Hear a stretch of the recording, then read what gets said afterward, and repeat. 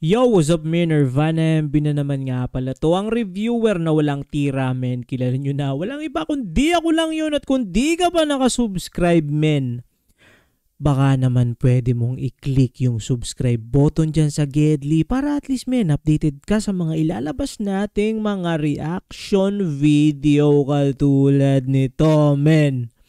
Shoutout nga pala kay Kisser Yota 6901. Nag-comment siya doon sa previous video natin men. Pinapaspatan sa atin to kanta ni Glock9 at SB19.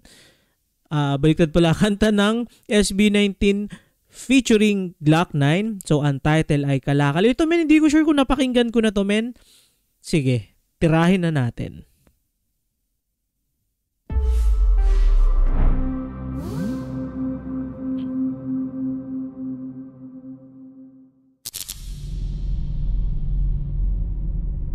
Seizure.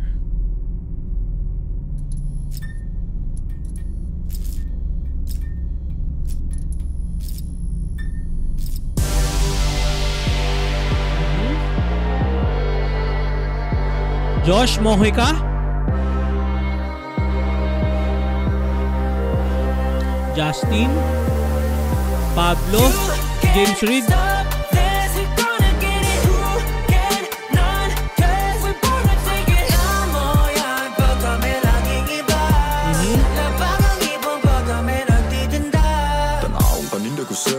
It's a new touch. Basin lang og di ka aware, but it's a new touch. Daghang panuwing nga nanid na dira pero pike na zer. Grabe sila masuko pag makita nila ikaw nagpaka-real. Nakarinig ka na ba ng kwan? Yung nag-rap ang isang di makabasa pinggan. Boss nga'y anghel pakinggan, mga salitay nakikipagsuntukan. Kakaiba di makaka. Ito mong SB19 no, ito yung isa sa mga naging controversial men na nanalo raw sila sa isang award, rap award. Ay hindi naman, parang category ng rap na sa kanila na ibigay. Ang medyo ano raw yon, medyo na naging issue. Kumbaga marami nagsasabi na hindi dapat sa kanila napunta yung award na yon, something like that. Pero mahirap siya men, debatable siya men no. Subjective din naman kasi ang rap. Kasi parang parang katwiran ng mga nagsasabing hindi dapat sila nanalo kasi sila naman as in hindi sila yung rapper na rapper. Kumbaga sila men P-pop at marami silang pwedeng genre na pwede silang mag-rap, pwede silang mag-OPM na yung traditional. So yun men, medyo controversial yun pero para sa akin men kung deserve or hindi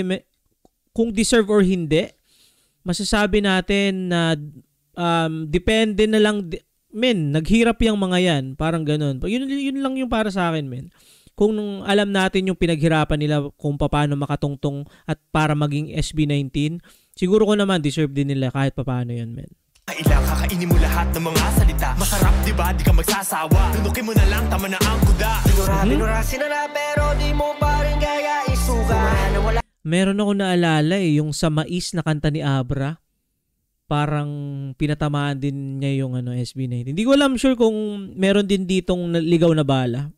Going to Abra. Dinala kami nagsimula lahat kumaya. Laging binibilan kahit nga hindi magbenta. Paano ba kaya kapag naputol tong kadena? Sa unang tingin pa lang kala mo na nawala akong ibubuga. Teka lang sandali, tumigil ka at titigan ako sa aking mga mata. Okay. Ako ba nabukod sa aking mukha? Men, malupit ang flow nito ha. Mas sa lahat ng mga nauna, mas gusto ko yung flow nito ha. May bagay pa ang pwede kong itinda. Wag mo nang alamin, baka maingit ka.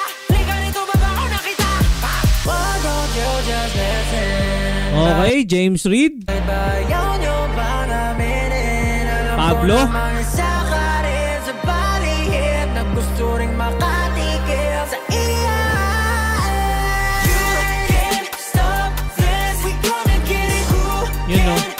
yun ang wala sa sa ibang kumbaga traditional rapper men. Hindi talaga sila sumasayaw men. Kasi usually ng mga rapper din minsan gangsta, galing sa streets men. Hindi mo mapapasayaw yun ng mga ganyan men. Pwede yung traditional hip hop. Para mga Jabberwockies yun, kasama pa rin yun, dugsong siya sa rap at hip hop in general. Pero yung mga ganun men, I doubt men.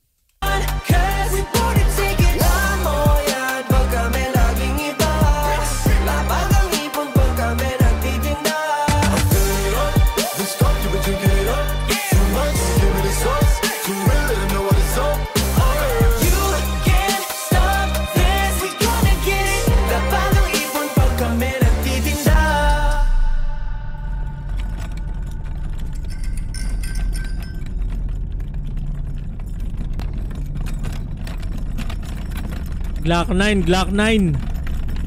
Let's go. Nagtutulak ng kalakal. Bawat tunog na pinipinta, hindi mo to maiinda. Men. Minsan talaga, men, si Glock 9 ikabit mo sa kahit na anong grupo, sa kahit na anong artist, men. Men, sa mga hindi pa nakakaalam dyan, men, for me, personally, men, pagdating sa rap, pagdating sa buhay, men, Glock 9 yung idol ko, men. Both yon, either sa career or sa totoong buhay or sa buhay in general, men. Parang ganun. Parang patalim na tinara kaming pinadana at damang-dama mo na. Dala namin pag kami ang parating, tulad ng isang pinagbigyan hiling. Okay. Makikita na lamang ang iyong sarili na sumasang-ayong umiiling. Kahit nilang ulit pa ang dumaang Okay. panahon, naming alulong, di makukulong sa kahon. Dumadagundong na parang gulong ng pison, sa isang tugon ay tumatalon sa balon. Kami lamang at wala ng iba pa, itaya mo na lahat ang kayang ikasa. Wala nakaharang at di namin kayang daanan, kasi mapapalaba kaya na dapat na alam mo na. Why don't you just listen? Bakit ba ayaw nyo bang aminin? Alam ko namang isa ka rin sa balihid na gusto rin makatigil sa iya. You can't stop this, we gonna get it. Who can none, cause we gonna take it on. Men, iniintay kong sumayaw si Glock 9 ng mga ganun-ganun ha. Titingnan natin, men, kung mabibreak na yung character ni Glock 9. Wala. Ayun o, ganun-ganun lang.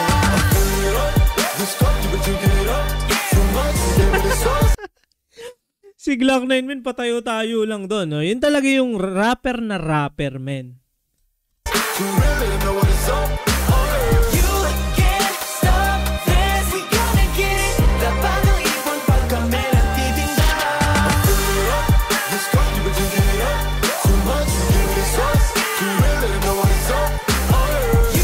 can't stop this, we gonna get it. Dapat ng ipon pag kami nagtitinda.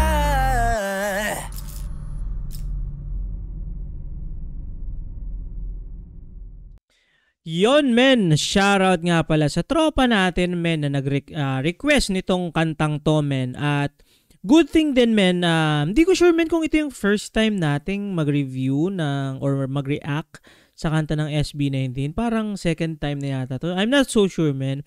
Kasi dami na rin nating ginawa ng reaction video, men. Pero ito, men, support tayo, men. Ako, personally, mas gugustuhin kong suportahan yung mga P-pop natin, mga local artists, men, syempre.